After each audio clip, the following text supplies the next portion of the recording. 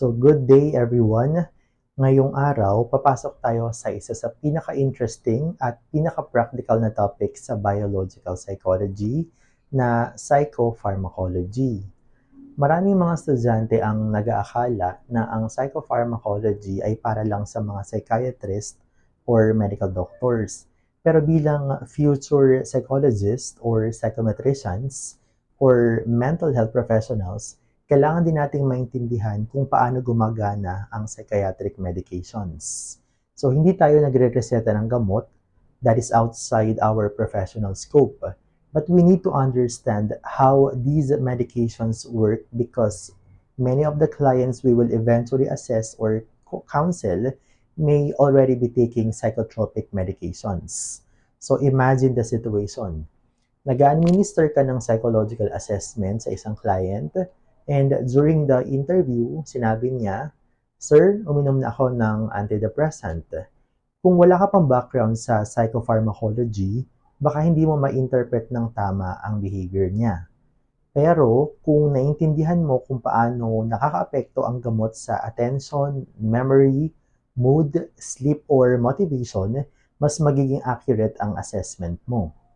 So today, we are not learning how to prescribe medications. Instead, we are learning how drugs affect the brain and behavior. And remember this very important statement.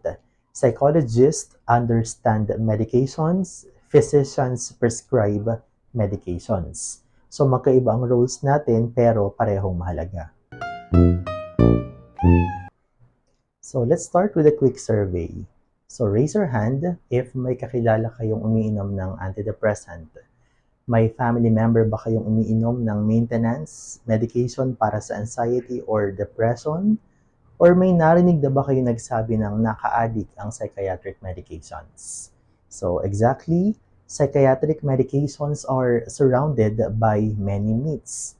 Today, isa sa goals natin ay malaman kung alin ang facts at alin ang mga misconceptions. So another question. Do you think medication alone is enough to treat mental disorders? Yes or no? Yung answer na to, ito yung code number 1 natin. Yes or no lang. So again, do you think medication alone is enough to treat mental disorders? No? Yes ba? Depende. So kailangan din ng therapy? Okay? So that idea actually reflects on the current perspective in psychology. So medication is often most effective when combined with psychological interventions, depending on the person's needs and conditions. So what is psychopharmacology? So let's begin.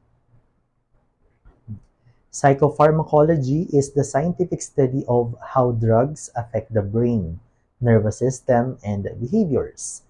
So let's simplify that. So imagine your brain as a giant communication network. So every second, billions of neurons are talking to one another. Psychopharmacology studies how chemicals or drugs change that conversation. Some drugs make neurons communicate more, some drugs slow them down, others restore balance when communication becomes abnormal. Notice the connection? Drugs do not directly change behavior. Instead, the drug first changes brain activity, the brain then changes thoughts, emotions, and behaviors. That is why psychopharmacology is an important part of biological psychology. A college student from Metro Manila develops major depressive disorder. The psychiatrist prescribes an antidepressant. After several weeks, the student reports, "Mas nakapasok na po ako sa klase, mas nakakatulog na ako. Hindi na ako umiiyak araw-araw." So, did the medication magically solve all the students' problems? No. Rather, it helps restore brain processes involved in mood regulation, making it easier for the student to function and engage in psychotherapy. So, what exactly are psychotropic drugs?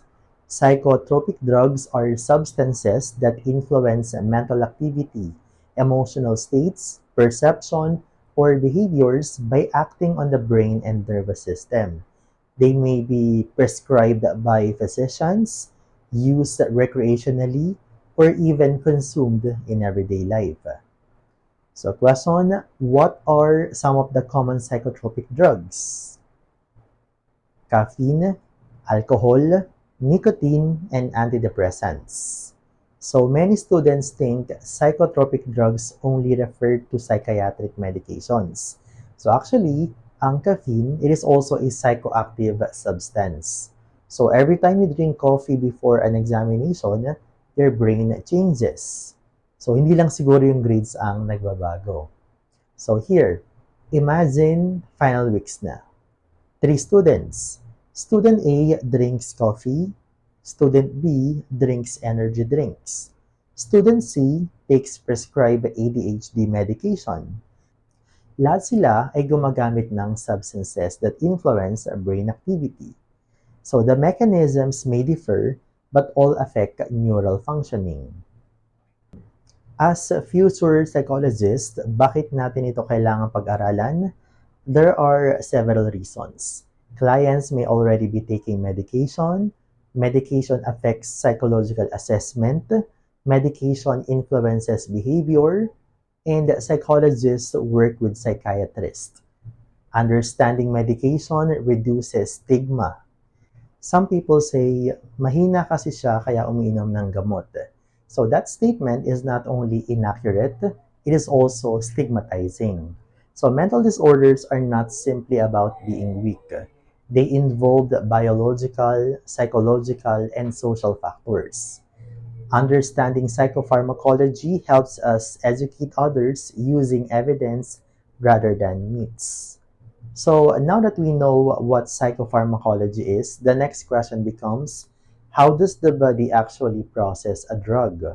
So this brings to the most important concepts in today's lecture, pharmacokinetics. Pharmacokinetics as the process through which the body absorbs, distributes, metabolizes, and eliminates drugs. In simple terms, pharmacokinetics asks, what does the body do to the drug after it enters the system? So a simple way to remember this is the acronym ADME: absorption, distribution, metabolism, and excretion. So notice the perspective. Pharmacokinetics is about what the body does to the drug, not what the drug does to the body. Absorption is the process by which a drug enters the bloodstream after it is administered. So think of absorption as the drug's entrance gate. The route of administration affects how quickly a drug starts working. So halimbawa, oral medications are convenient and commonly used for psychiatric treatment. Intravenous administration produces rapid effects because the drugs enters the bloodstream directly. Other routes include inhalation, intramuscular injection, subcutaneous injection, transdermal patches, and intranasal administration. Rapid absorption usually means a faster onset of effects, while slower absorption often results in a more gradual and sustained action. Distribution. One structure you should remember is the blood-brain barrier. It acts as a protective filter. So not every substance in the bloodstream can enter the brain. For a psychotropic drug to affect behavior and cognition, it must either cross this barrier or indirectly influence neural functioning. Metabolism. The liver contains enzymes that converts drugs into forms that are easier for the body to eliminate. So our module also emphasizes that people metabolize drugs differently because of factors such as age, genetics, sex, health, status, diet, and environmental influences. So this helps explain why two people taking the same medication may have different responses. The last step is excretion, or the removal of the drugs and their byproducts from the body. The kidneys play the primary role through urine, although drugs may also be eliminated through sweat, saliva, feces, and exhaled air. So let's see if you remember the sequence. So if I say a patient swallows a tablet, what is the first pharmacokinetics process? Absorption, correct? Next, distribution. After that, metabolism. And finally, excretion. So, okay. So if you can remember ADME, you're already building one of the core foundations of psychopharmacology.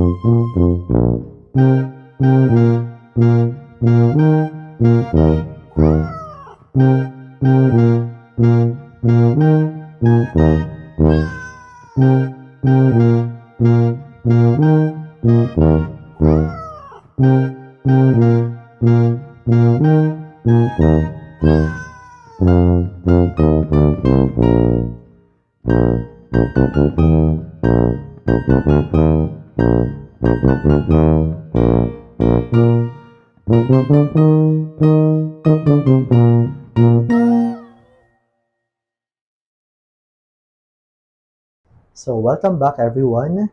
So far we have answered one important question. What does the body do to the drug? That is psychopharmacokinetics. So remember our acronym ADME, absorption, distribution, metabolism, excretion. So now we will answer another equally important question. Once the drug reaches the brain, what happens next? This is where psychopharmacology becomes even more exciting because remember, a medicine does not change our personality overnight. Hindi rin ito binabago ang iyong values or identity. So instead, psychotropic drugs work by changing the way neurons communication with one another. So in other words, drug, neuron, neurotransmitter, brain activity, behavior. So that is the biological pathway. So before we continue, who can still explain what a neurotransmitter is? Yes, it is a chemical messenger. It carries signals between neurons. So let's review something from our previous chapter. So imagine two students inside this classroom. One student wants to pass a message to another student seated across the room. So there are three important parts. First, the student sending the message. Second, the message itself. Third, the student receiving the message. So ganito rin yung nangyayari sa neurons. Presynaptic neuron, synaptic cleft, postsynaptic neuron.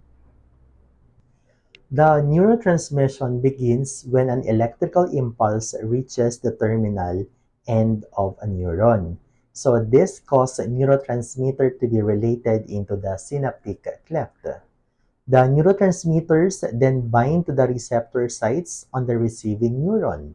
So afterward, they are removed through reuptake, enzymatic degradation, or diffusion. So para mas maintindihan natin, I like using this example. Imagine natin yung messenger. You send a chat, the message travels, the other person reads it. So conversation happens. So afterward, the messages does not continue floating forever. Something happens to it. So ganito rin ang neurotransmitters. They are released, they bind, then they removed.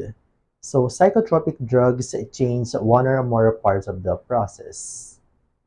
So if we can change the communication between neurons, what do you think happens?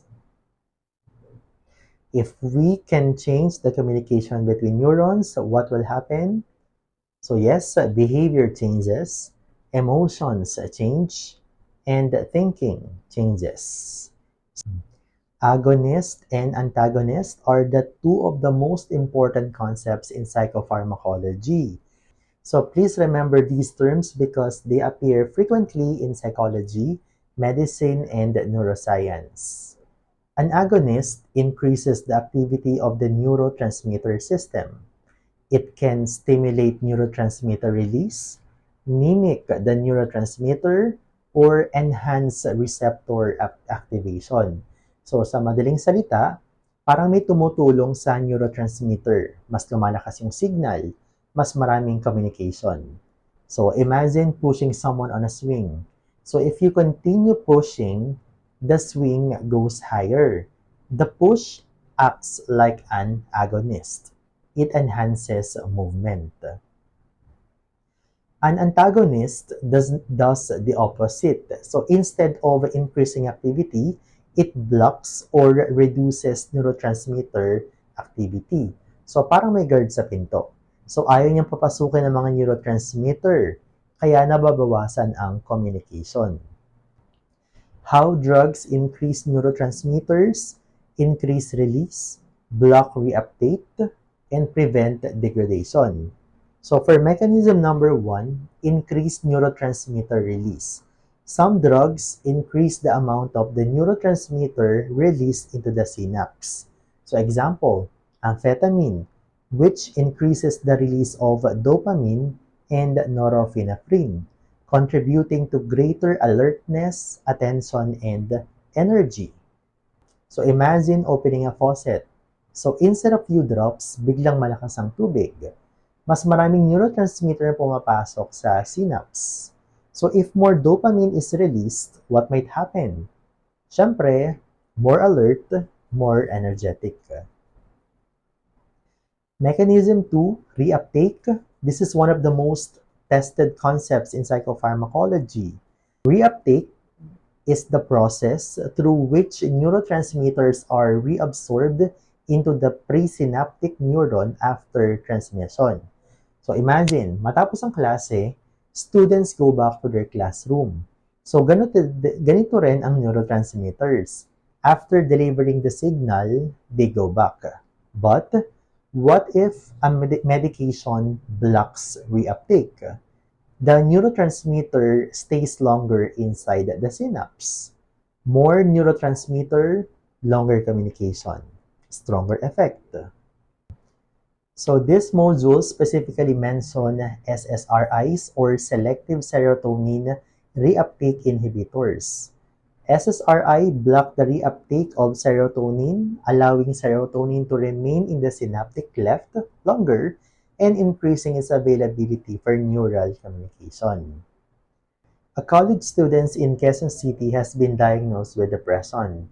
The psychiatrist prescribed SSRI. After several weeks, the student notices gradual improvement in mood and daily functioning.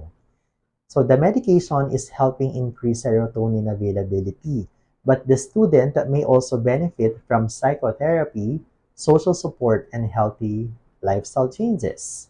So again, medication decisions belong to licensed physicians. Kapag psychologists, our roles, psychoeducation, therapy, and collaboration with other teams. So mechanism number 3, enzymatic degradation. So after neurotransmitters have done their job, specialized enzymes normally break them down.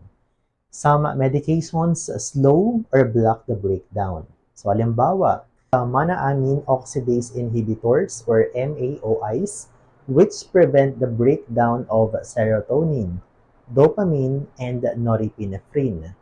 This increases the availability of these neurotransmitters but also requires careful monitoring because MAOIs may interact with certain foods and medications. You are asked not to memorize specific diets or prescribing details. What you should understand is the mechanism. If neurotransmitters are broken down more slowly, they remain available longer. So now let's connect everything. Different medications target different neurotransmitters, and each neurotransmitter has important functions in behavior. Dopamine, reward, motivation, pleasure, learning, movement. Serotonin, mood, sleep, appetite, emotional regulation, social behavior. Norepinephrine, attention, alertness, stress response, emotional arousal. GABA, primary inhibitory neurotransmitter or calming and anxiolytic effects. Glutamate, primary excitatory neurotransmitter, learning, memory, neural plasticity. So notice that no neurotransmitter works in isolation. Our emotions, thoughts, and behaviors result from the interaction of multiple neurotransmitter systems. And this is one of the reasons why treating mental health condition can be complex and why psychologists and psychiatrists work together. Okay, so I will read a scenario and identify which neurotransmitter is most closely associated with the description based on today's lesson. Scenario 1. A student stays awake reviewing for exam, feels highly alert, and can focus intensely. Scenario 2. A patient reports improved mood and emotional regulation after treatment. Scenario 3. A person feels rewarded after achieving an important goal. Scenario 4. A medication helps reduce anxiety by increasing the brain's calming effect. And Scenario 5. A neurotransmitter plays a major role in learning and memory.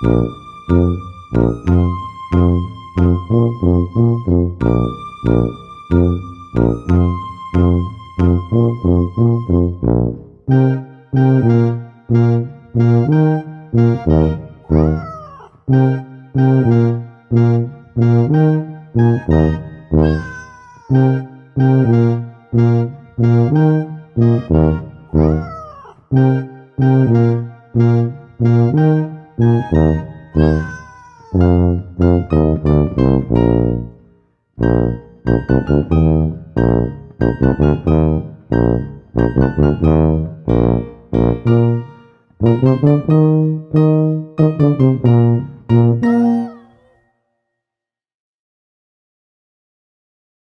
far, we already know how drugs affect the brain.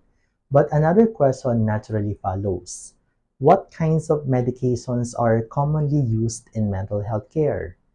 As a future psychologist, you are not expected to prescribe medications. That responsibility belongs to licensed physicians, particularly psychiatrists. However, you will encounter clients who are already taking these medications.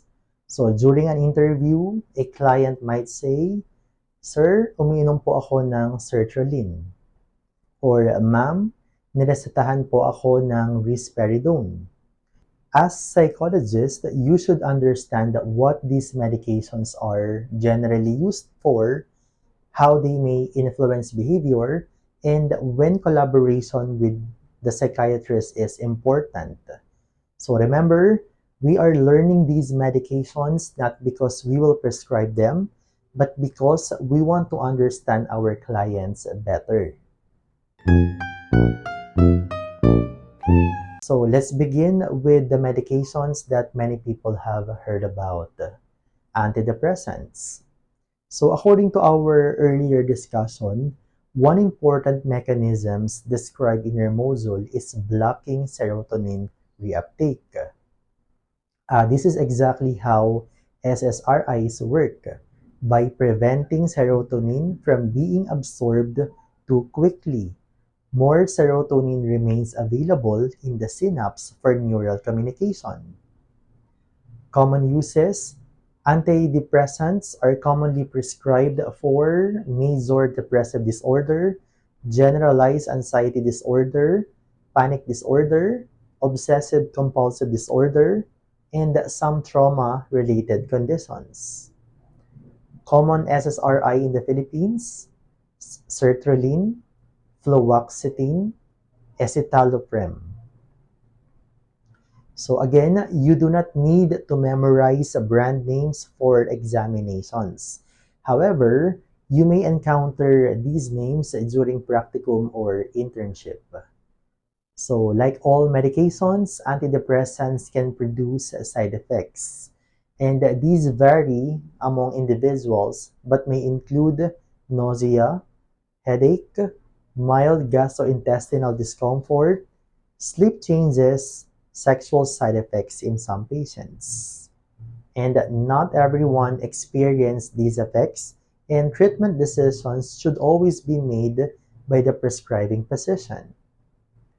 A 20-year-old psychology student in Metro Manila has been experiencing persistent sadness, loss of interest, difficulty concentrating, and changes in sleep for several months.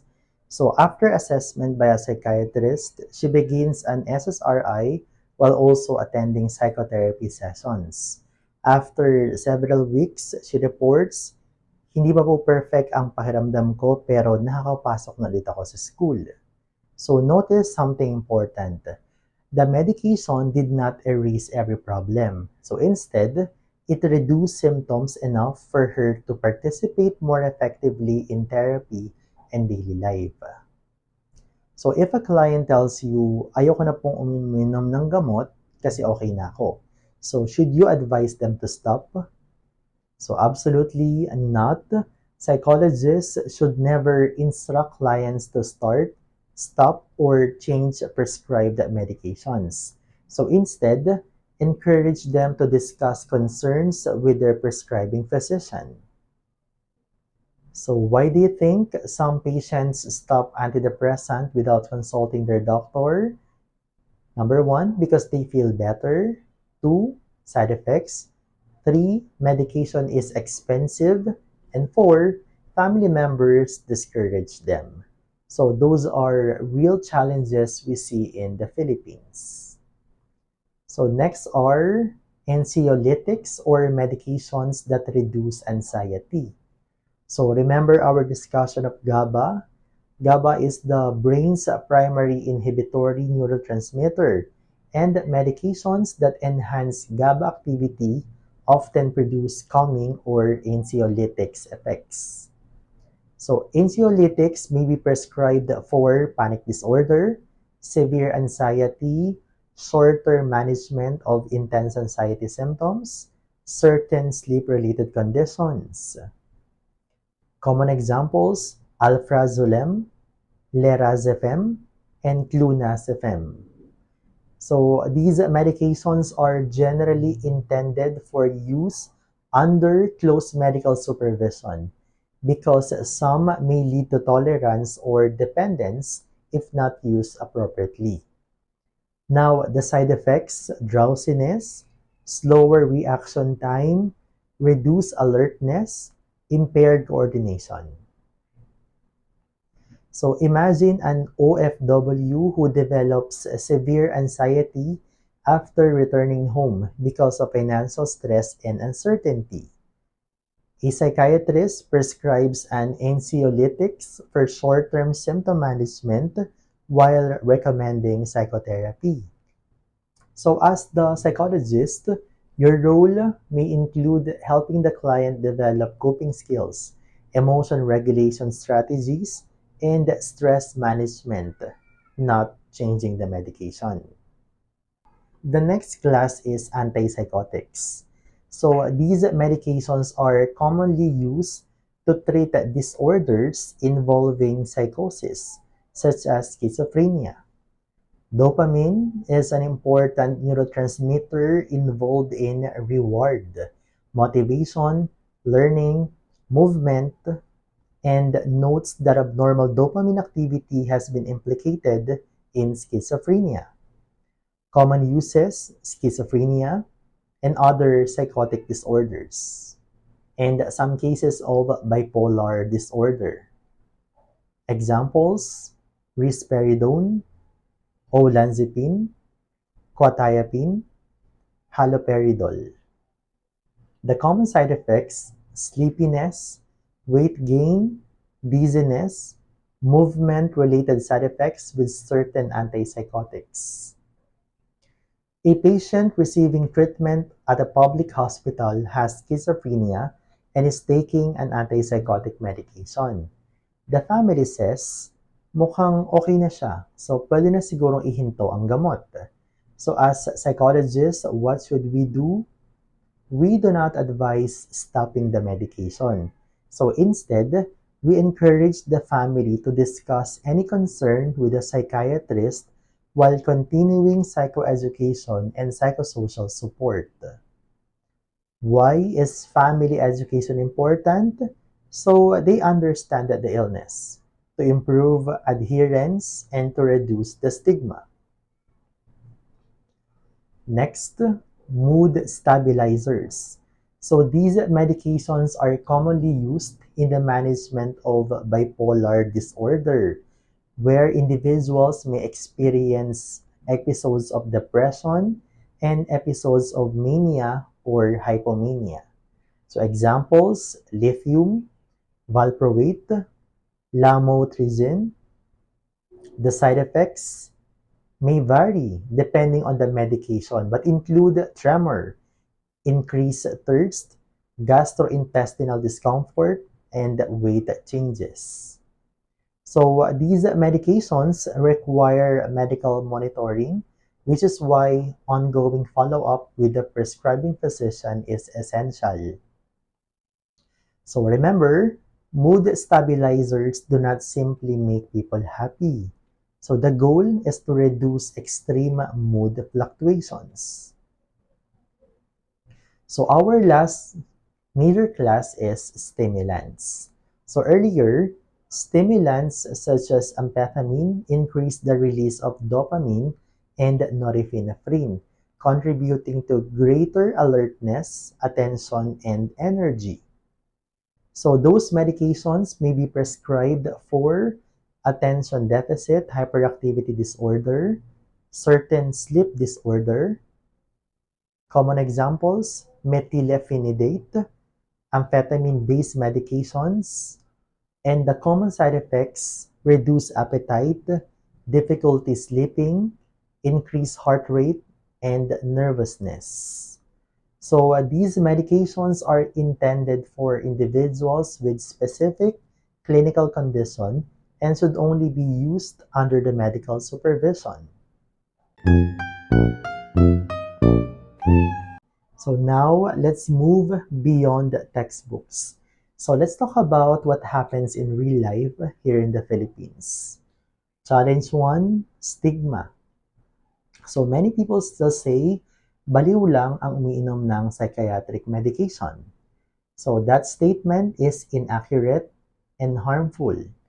People seek treatment for many mental health conditions, just as they seek treatment for diabetes or hypertension. Challenge number 2, cost.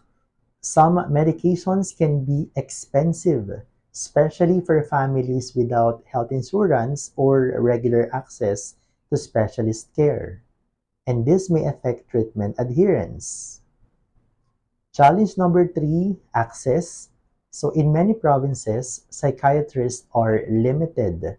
Some patients travel several hours just to attend a follow-up appointment. So this highlights the importance of accessible mental health services. Challenge number 4, misconceptions. Common misconceptions include naka-addict lahat ng psychiatric medication. Pampatulog lang yan. Mahina lang ang loob kaya kailangan ng gamot. Kapag uminom ka ng gamot, baliw ka. So our responsibility as future psychologists is to replace myth with evidence-based education while treating every client with dignity and respect.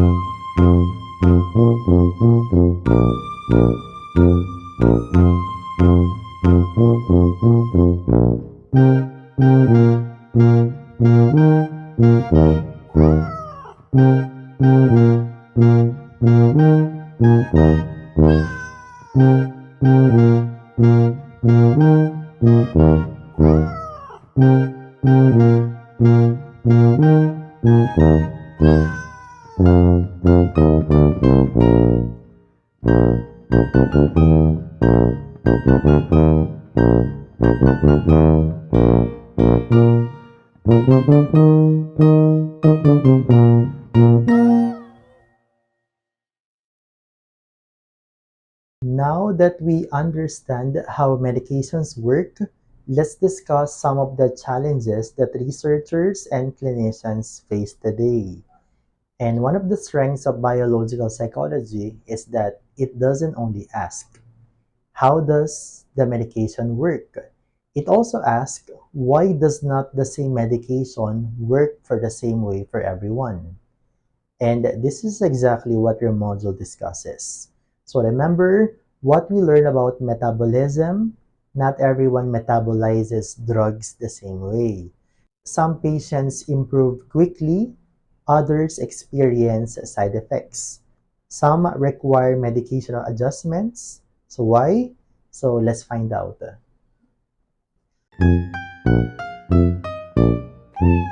So this module explains that two patients receiving the same medication may experience different outcomes because of differences in genetics, age, environmental influences, and interactions with other medications. So parang pagkain lang. May dalawang taong kumain ng parehong pagkain. Isa walang problema, yung isa nagkaroon ng allergy. So parehong pagkain, magkaibang katawan. So magkaibang response. So ganito rin sa psychiatric medications. So can you think of another example where people respond differently to the same substance? Coffee, alcohol, and pain relievers. So some students can drink 3 cups of coffee and still sleep. Others drink 1 cup and stay awake until 3 a.m. So individual biology matters. And one of the most exciting topics discussed in our module is pharmacogenomics. So let's break down the word.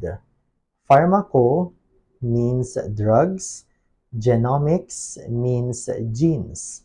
So pharmacogenomics studies how our genes influences our response to medications. So in the future, instead of using trial and error, patients may receive medications based partly on their genetic profile. And this is one of the reasons why the module mentions personalized medicine. So imagine if 2 patients have depression, instead of giving the same medication to both, future technology may help physicians choose the medication that is more likely to work for each individuals. And that is the promise of the personalized medicine. Another issue is polypharmacy. Polypharmacy means using multiple medications simultaneously. So this is common among older adults and individuals with severe health conditions. So example, a patient has hypertension, diabetes, depression, high cholesterol. So each condition has medications. So what happens? The medications may interact. So this is why physicians carefully review all medications before prescribing another one. Long-term medication use, possible concerns include tolerance, dependence, metabolic changes in brain functioning. And notice something important. The module does not say medications are bad. So instead, it tells us researchers continue studying how to maximize benefits while minimizing the risk. This is why follow-up appointments are important. Treatment is monitored over time. Medication is not simply prescribed and forgotten. Science also involves debate. So the module presents several controversies.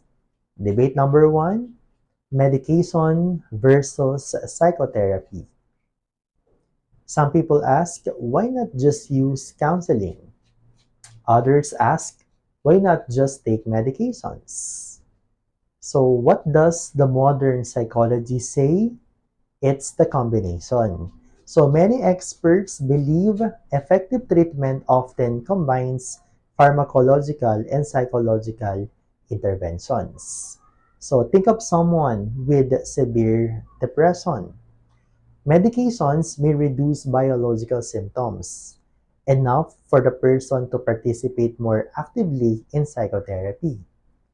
Therapy, in turn, helps the person develop coping skills, improve their relationships, change unhelpful patterns of thinking. The approaches complement each other rather than compete. Debate number 2, children, adolescents, medications. Because developing brains may respond differently. Clinicians must carefully weigh the potential benefit and the risk. Debate number 3, cognitive enhancement. So this reminds us that biological psychology is not only about science, but also about ethics. So let's now focus on your future profession. So what is the psychologist's role? First, we do not prescribe medications. Our role is different but equally important. We do conduct psychological assessment, administer psychological tests, provide psychotherapy and counseling within our competence, deliver psychoeducation, monitor behavioral and psychological progress, collaborate with psychiatrists, physicians, social workers, and other professionals. We are members of a multidisciplinary team. So mental health care works best when professionals collaborate.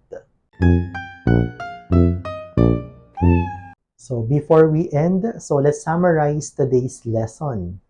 So part 1, the psychopharmacology studies, how drug affect the brain, nervous system, and behavior.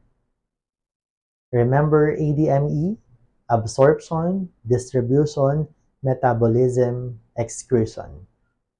So these determine how the body processes medication.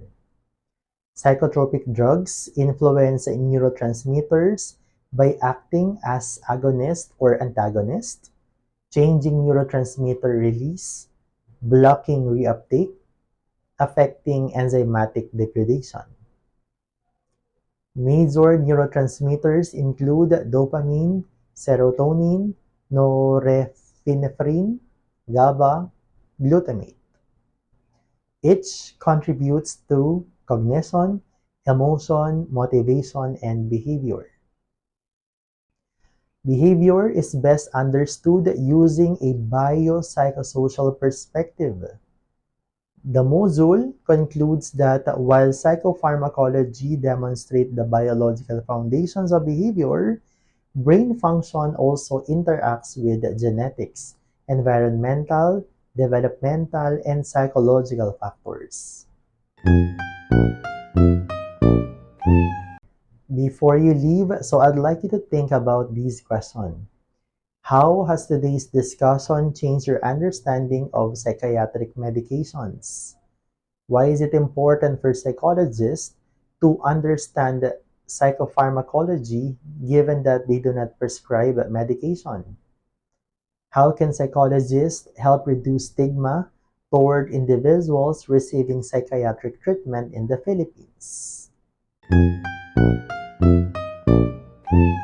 Today, we've seen that psychopharmacology is much more than memorizing drug names. It is about understanding the relationship between the brain, neurotransmitters, medication, and behavior. So dahil dyan, ang code number 3 is psychopharmacology. Your responsibility is not to prescribe medicines, but to become informed professionals who can interpret behavior scientifically, educate clients compassionately, collaborate effectively with other health professionals, and advocate for evidence-based mental health care. So remember this final message: medication may change brain chemistry, but healing often requires the combined efforts of biological treatment, psychological intervention, social support, and respect for the person's dignity. So thank you, everyone.